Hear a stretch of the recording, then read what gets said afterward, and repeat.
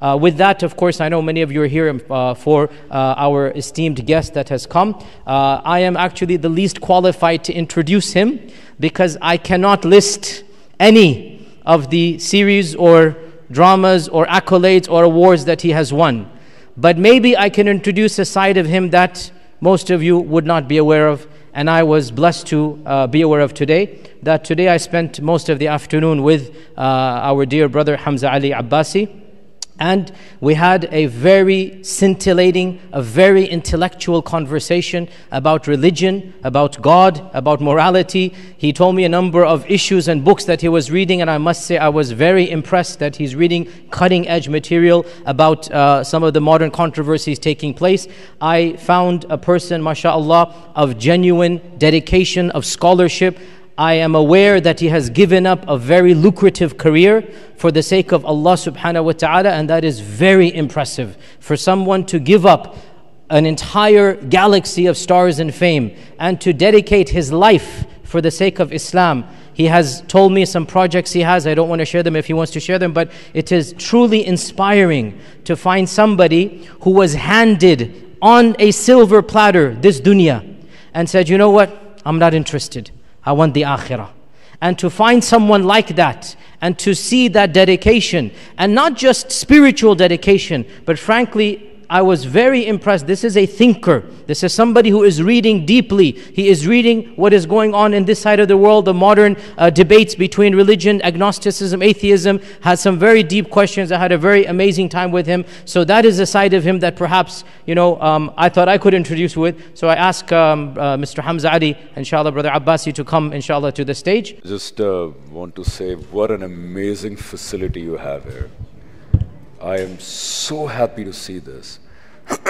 And seeing the basketball court over there, it was amazing. Brother Yasir is absolutely right. We need to develop that connection of our future generations.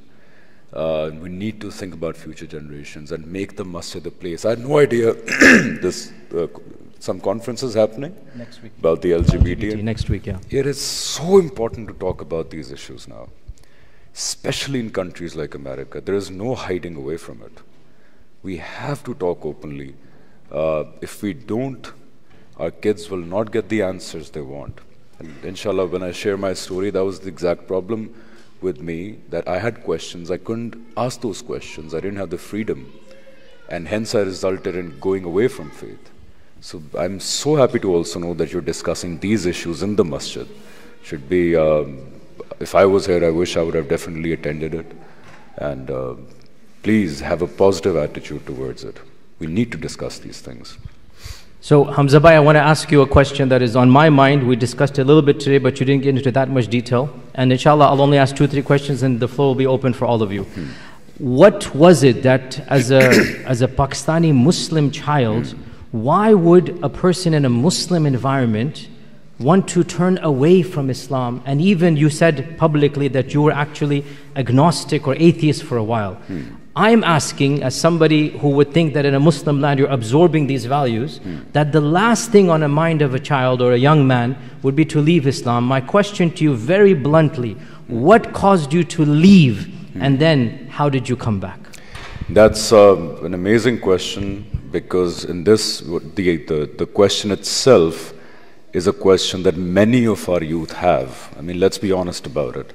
In today's time and age, there is media, social media, there's YouTube, so there's no hiding away from some questions that we might have. So I just want to share with you in 5 minutes briefly what I went through, and I hope my answers will answer your question as well.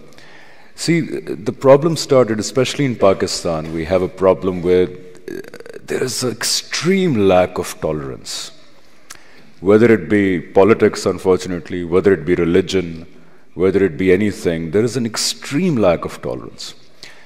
So when I was growing up, like every kid, every child, every teenager, I had questions.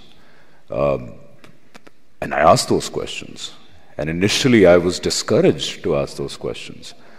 The kind of questions, like for example, my religion says I'm a Muslim. And if only Muslims can go to heaven, then what will happen to those 5.5 billion people who might be good people also, who might be honest people. So what happens to them? I wasn't allowed to ask these questions, and the answers I got, I wasn't even allowed to say that they haven't satisfied me. You know what I'm saying? The behavior, there's a certain attitude of arrogance, at least in Pakistan, with our religious circles. And there's also another issue, by the way. When one group says that we have the answers, right? The other group says we have the answers. Now, it could be taken as disagreement, right? But that's the problem. They say we have the answers and only our answers are the right ones. The other group says, no, only our answer is the right one. And you don't even have the freedom to say, okay, 2 of your answers make sense to me and 3 of your answers make sense to me. They say, no, wait. If our answers make sense to you, then all of our answers must make sense to you. That attitude actually led to me not finding satisfying answers to my questions. I was told to blindly follow certain things, and I was told that you won't get them. इंसान को समझ नहीं आ सकती. But trust me, especially in America, this argument कि आपको समझ कभी नहीं आ सकती will not last long. In America, in Pakistan, in any Muslim country, young generation is now, they want answers. They want satisfactory answers. So unfortunately, because of this behavior, and I had a lot of questions, I won't go into the details. I started gradually thinking that if I'm not being able to find the right answers, then maybe there's something wrong with the entire thing itself. And that led me to go a little further away from religion. And then many of you don't know, I actually did my high school from Kansas. And then I was exposed to ideologies like evolution and etc., etc. And then there's a certain behavior here about religion also, that a religion is old fairy tales, the world has moved forward, and then that kind of appealed to me. I again came back with those same questions. Like, for example, there is evolution, then there is our story. What's the truth? Is there a middle ground? What's going on? And the answers I got again weren't satisfying. So then I went away from religion, and it was actually, you'd be surprised, it was science which first made me back to not a religious person, but to a theist. Then I started believing in an impersonal God. Like, okay, there might be a force behind all of this, but I don't know if that's a personal God. I don't know which one that is. Is the God of the Muslims? Is the God of the, the gods of the Hindus, the Christian, Yahweh, Allah? Which one is it? Then believe me, because of the attitudes we have these days, which are prevalent of arrogance, self-righteousness, simple answers took me such a long time to find them. Simple answers. Now I'll tell you, those were very simple answers. But the fact that it took me 7, 8 years to find those answers is a tragedy which results from our attitudes towards how we must present religion to people. And then, cutting the long story short, alhamdulillah, Allah gave me the tawfiq. Insan can only try with a genuine heart. You know how Quran says, Qalb Salim. And I found all my answers, and I gave up my career, not because I want to be a preacher. I don't. I'm a very humble student. I'm like far behind in the back rows right now. But out of that desperation, that some other Hamza Abbasi shouldn't have to suffer that long to find the answers. Out of that desperation to beg to our people to have an attitude of tolerance, to accept the difference of opinion, to not make your own castles and forts and sit there and be like, we only know what is truth, and you guys, oh, you don't know what truth is. So I hope and pray that if there is anything I can do with my words, is try to convince people to have that tolerance. Please have that tolerance. For your next generation, have that tolerance. Don't fight among each other. No matter how severe the disagreement is, no matter how deep that disagreement is, but let's have tolerance and an ilmi attitude towards things. And that was prevalent, this attitude was prevalent in the great Imams also. I don't know whose words were these, if you can tell me, that one of the Imams, when he wrote a letter to another Imam, he said that I tell you my opinion thinking I'm right. Imam Shafi? And I listen to you thinking I might be wrong. So let's please have that atmosphere, and that makes me actually very pleasantly surprised and happy in US that there is a surprising amount of tolerance here. There is no hatred among disagreement. And trust me, when you take out the hatred from disagreement, when you abolish that overwhelming desire to convince the other person, bring him to your side, when you take all of that out, believe me, disagreement becomes the most beautiful thing. Disagreement has taken science to a place where now our rovers are on Mars. So disagreement, if taken in the right way, will result in the growth, in the ilm of this deen. And the best example is how our Imams used to disagree with each other, but you don't see any hatred among them. So this tolerance, I hope, will lead to another Hamza Abbasi somewhere finding those answers very easily, which took me a very long time to find. So that's my hope. That's what I plan to tell as many people as I can, and hopefully us Muslims will do what Allah Ta'ala wants us to do, to give His message to the world and not fight among each other, not make our own castles that, oh, those are the kuffar, we're the Muslims and now we're fighting each other. We're supposed to give them the message, and hidayat is from Allah.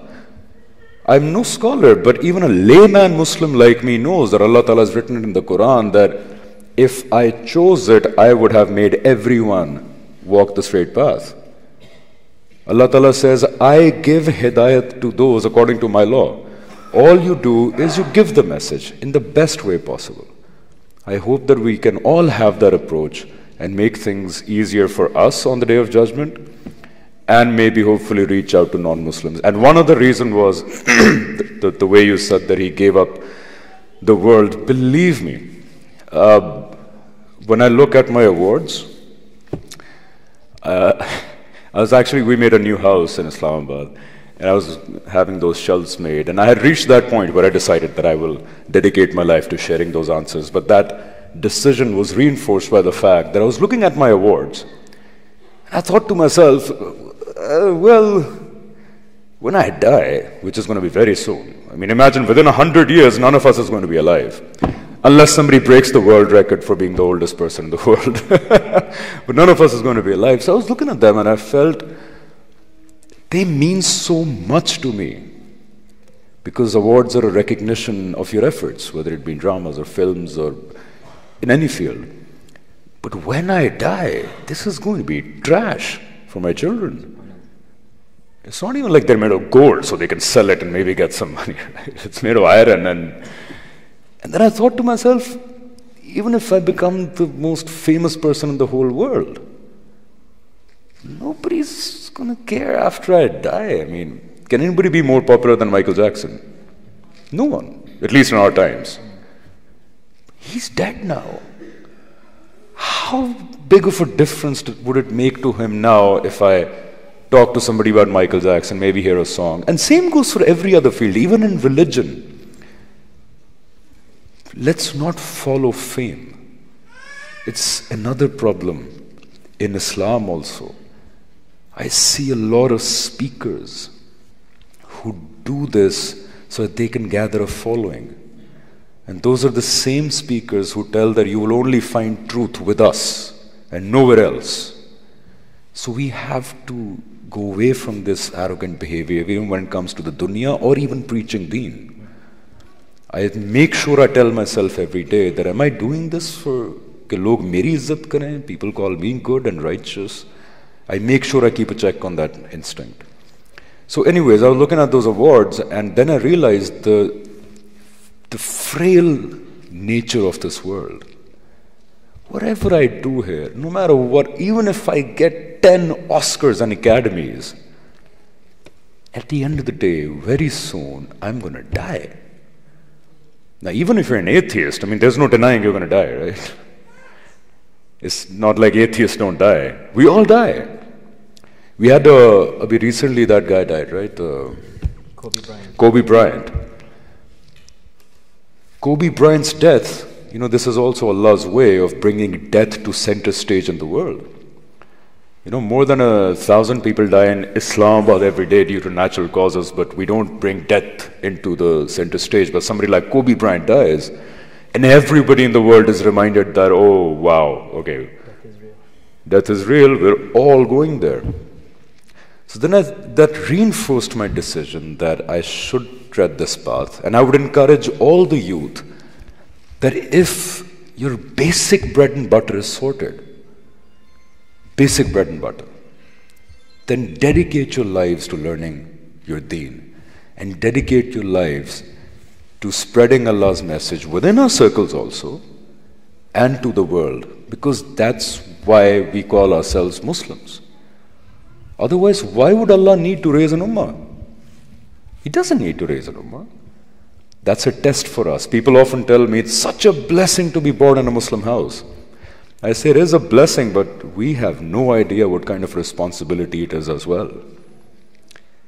And that brings me to my last point. I think then we should move to question answers because I want to interact with all of you. That responsibility demands from us that we let go of arrogance, we let go of that false sense of self-righteousness, and we do tadabbur on Allah's deen with all our honesty. We disagree with each other with love. And we learn our deen and then present it to the world. And that, inshallah, hopefully, I'm doing this with a very selfish reason, that ek to dunya mein bhi Allah khair philaaye is cheez se, aur akhirat mein, I hope that this life will let me have that VIP stand on the Day of Judgment. Allah Mia, that's one of the reasons I'm doing this. And that brings eternal satisfaction when you know that your purpose in life actually transcends your death. There's no bigger satisfaction than that. I've been the happiest person in the world since I've announced it. Yeah, so that's all I wanted to share with you. I would love to interact with you guys. And again, thank you so much for having me here. Alhamdulillah. And this guy I met for the first time. I saw his series. It's such a tongue twister. Seerah series. Seerah series. Okay. And a lot of his videos helped me. And I took some knowledge from him. I took some knowledge from Ghamidi Saab. I took some knowledge from even the most orthodox of scholars. My questions were not answered from one person. Some of them were answered by him. Some of them were answered by Ghamidi Saab. Some of them were answered by another person. Some of them by another person. So that's the approach we need to have with deen, and come closer instead of hating each other, instead of pushing each other away. So that's just my request. And so I think we should just Inshallah, we want to open the floor for Q&A. If you can just do a specific question, brothers and then sisters, inshallah, let's keep it pertinent to the topic as well. Anybody? Yes, go ahead. If you can stand up and speak the question, bismillah.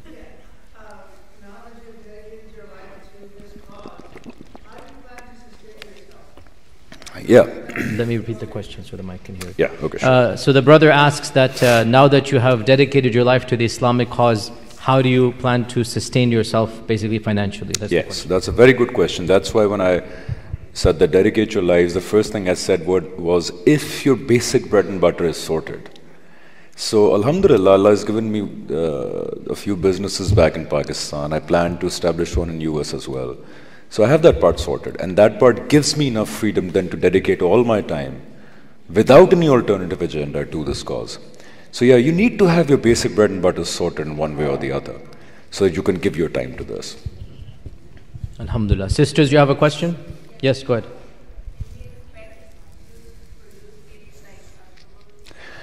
Yes. Can I repeat the question? Yes, the sister's asking that can you produce a series like Ertugrul, which is, do I need to tell you Ertugrul? Everybody knows Ertugrul. So she wants our brother to produce an Ertugrul series with the Pakistani team. True. Well, that's actually the reason. How many of you are seeing Alif these days? Wow. Really? I expected like 3-4 hands. Wow, thank you. Well, actually, Alif is already the first step because I thought Maulajat would be my last project. I'd taken that decision about a year and a half ago that I'm going to dedicate myself to this. But obviously, I had to get done with certain things before I could announce it. Then Alif is actually the first project that I did because it has Allah's message. It has Allah's message in it. So yes, inshallah, I will dedicate myself also to this part because my expertise are also in media, in cinematography, it's in filmmaking, to make such content which is going to bring our people closer to religion and most importantly understand the questions that are very frequently asked questions. I hope that the content we make, now I think you're all also will be there to help us. Not as an actor, not as an actor, don't worry. Oh no. Clear. I thought I had a lead role for you, but he wants me to take a part of. Well, it's a surprise, but inshallah. Yeah, but no acting. I wanted him to play the bad guy, but well, too bad he's not going to act. But in the script making, I hope you will also come My pleasure. with us. Well, alhamdulillah, we already begun the process of discussion. Alhamdulillah. Yes, and we are going to make documentaries, short films, maybe short dramas, so that we can take this message to the public, because this is also a very important fact. Media is the most powerful thing of the present times. So we have to use this. Imagine maybe 20 years ago, if you could have a gathering like this once a week, it was considered to be the biggest success. It was considered to be a big success about reaching out to people. Now, you make something, you put it on YouTube, it immediately has like what, 30, 40,000 views, 50,000 views, 100,000 views. So that is one of the major aspects of what I want to do in the very near future. And you'll be happy seeing our content, inshallah. Alhamdulillah. Brother's question, Bismillah. Go ahead.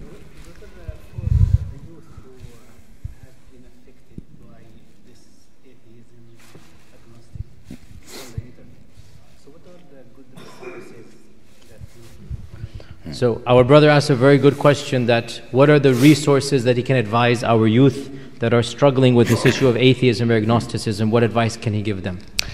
Firstly, I cannot advise our elders, but I have a request from our elders before I tell our youth. Please do not demonize them.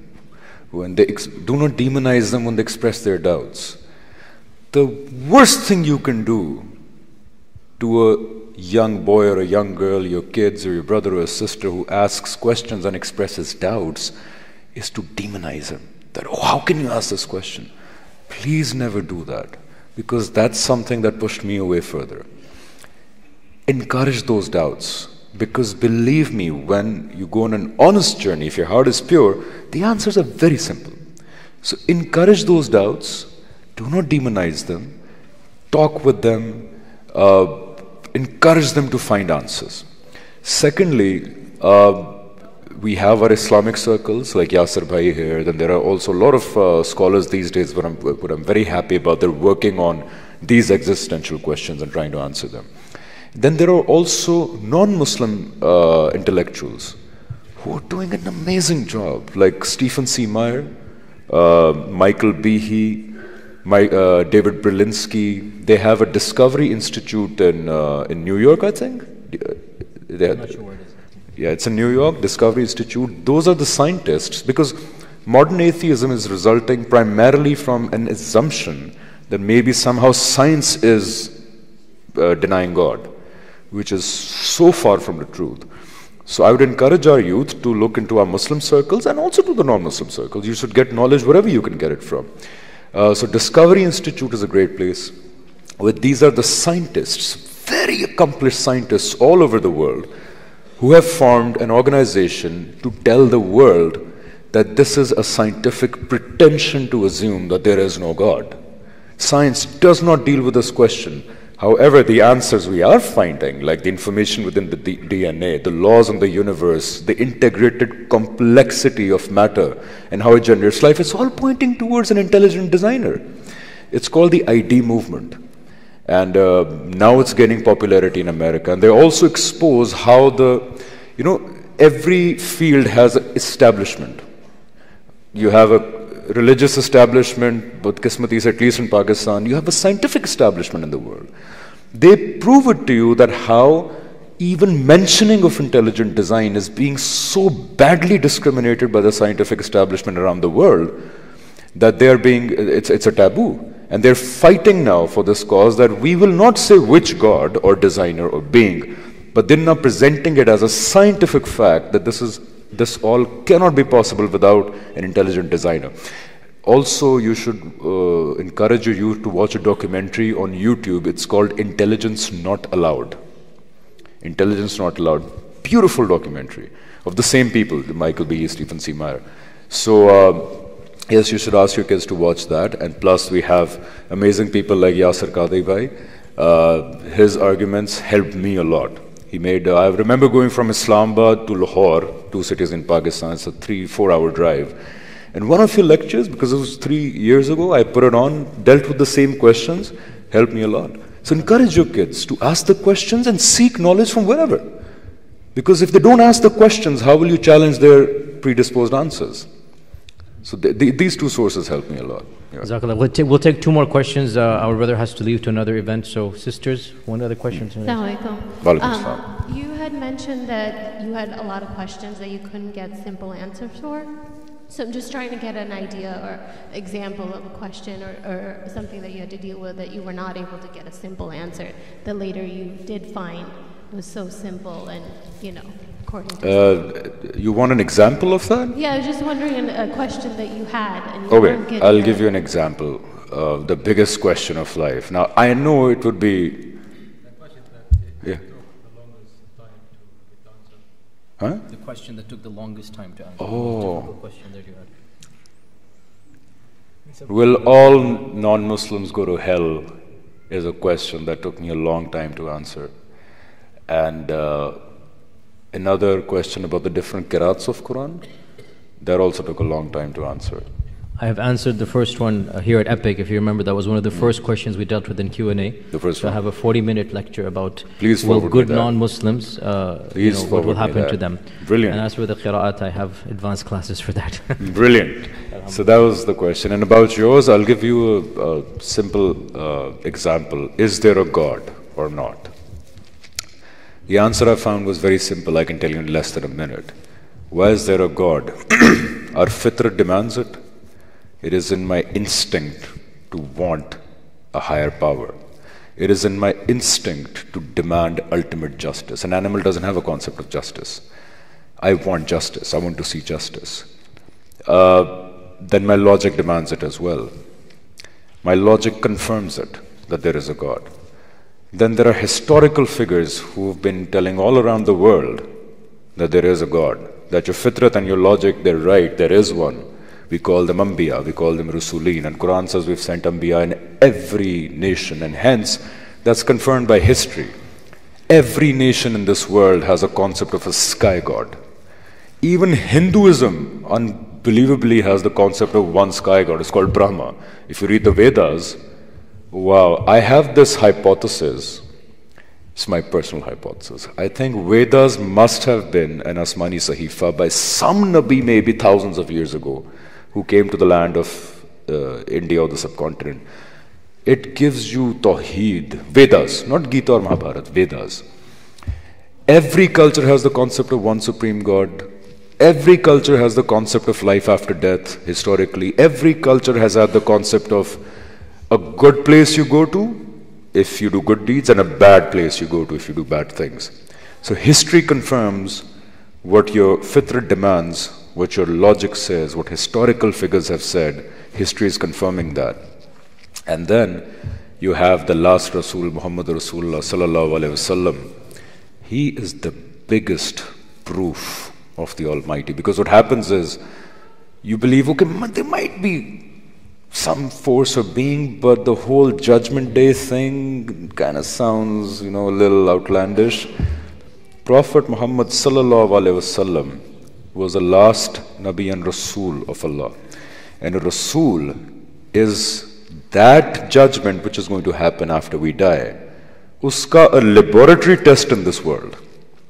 Quran says, we do not punish a people unless we send a Rasul within them. So that proof happened at a time when history was alive. If you're a non-Muslim or an atheist, you could probably contest with me that whether he was divinely inspired or not, but you cannot deny the fact that there was a man named Muhammad sallallahu alaihi wasallam who did exist about 1435 years ago. He did tell his people that I am a Rasul from God. I will tell you what is the truth to its last extent until you know in your heart and your mind that this is the truth, which is called Hujjat Tamamuna.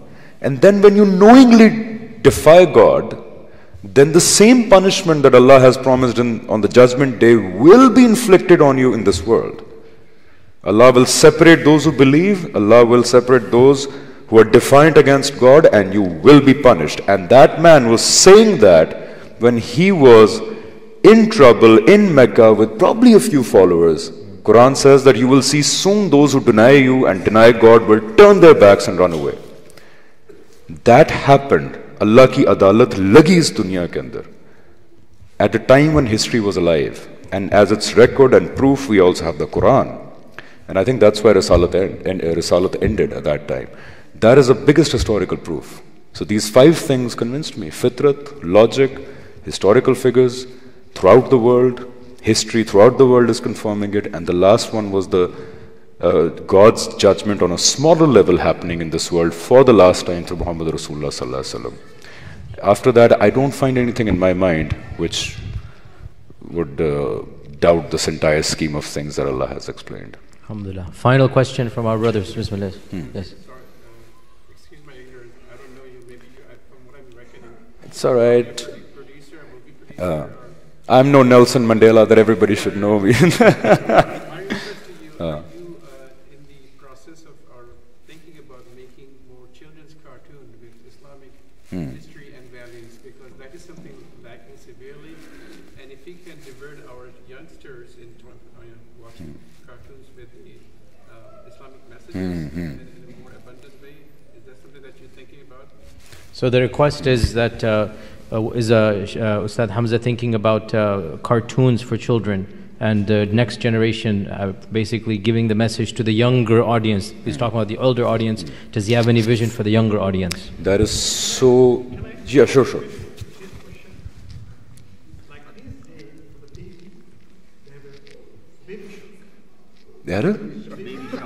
The baby shark.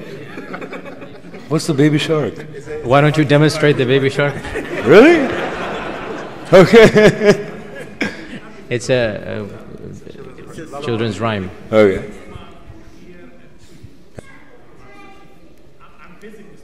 Okay.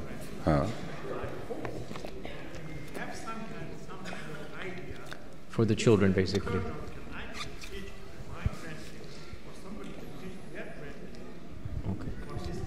Does the baby shark do good things or is he into bad things? It's a small song? It goes on. Oh,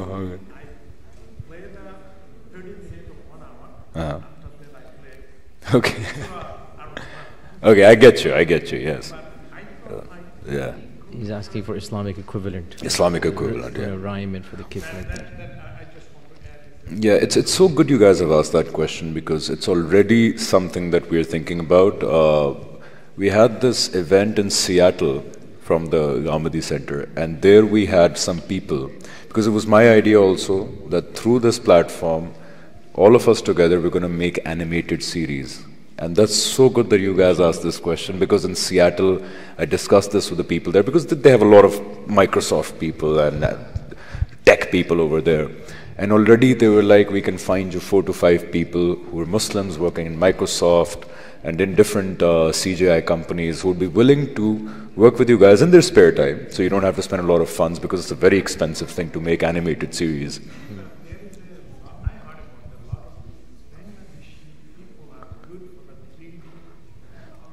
A lot of Asians, we'll a lot of Asians, Bangladeshis, Indians, Bangladeshis, Indians, Pakistanis, we all excel in software engineering. That's and even Chinese, if we could find some Chinese Muslims. Inshallah, our brother has to leave for the next engagement. We'd really like to thank him for taking time out of his day. He's leaving tomorrow back to Pakistan. Very quick, very quick. Bismillah. Assalamu alaikum. Wa alaikum salam. As some of the ladies here wanted to know, why the Sufi angle in the drama Alif? Good question. I actually, because Umaira Ahmed, the writer of that drama, she's into Tasawwuf and Sufism. So again, disagreeing with love. So we had a meeting and we took out certain extreme Sufi things, like the concept of a sheikh and murshid. But the Sufi elements in there, I tolerate them. As long as we're talking about God, as long as we're talking about Allah, as long as we're talking about La ilaha illallah Muhammadur Rasulullah. So we have to come to a common ground. So even though I don't agree with certain things said in it, but the overall theme of it deals with God and Allah and His message. And that's what's tolerable for me. It's tolerable for me. I can volunteer to be a religious advisor in your next one if you want. I mean, it's like... Brother, now that you have disagreed to act in it, which I really want you to do, so you can come on board the writer part. We'd like to thank our dear brother for taking time out to come to us. He actually had another engagement, but I really asked him, and alhamdulillah, he wanted to see our masjid, so jazakumullah khair. And I ask Allah Azza wa Jal to continue his istiqamah, his hidayah, and to use our brother to open up many, many doors of good for other people, and to make his amal sadaqah jariyah for him and for his future. May Allah subhanahu wa ta'ala accept from you and continue to open up doors for you. Sorry to cut you off. Again, amazing facility. I am so grateful that you guys called me here. And I'll be coming back and forth to this facility because I'm coming back for 3-4 months in April. So please don't I'll be coming very frequently because this is, thank you so much. Amazing facility, guys. And thank you so much for having me here. Really appreciate it. Jazakumullah khair. Jazakallah. Thank you.